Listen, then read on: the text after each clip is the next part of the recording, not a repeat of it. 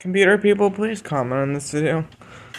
My birthday is December 1st, and I'm going to start ordering some stuff, and I want to upgrade my computer.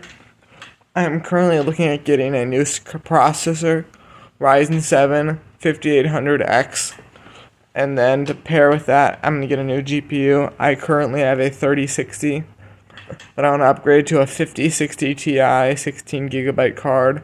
Looking at the gigabyte one, that is the full length.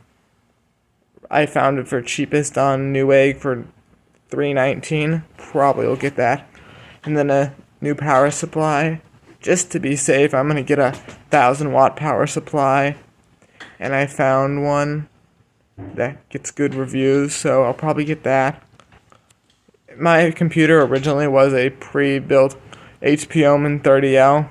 Like a while ago, I put a case swap on it and changed the cooler.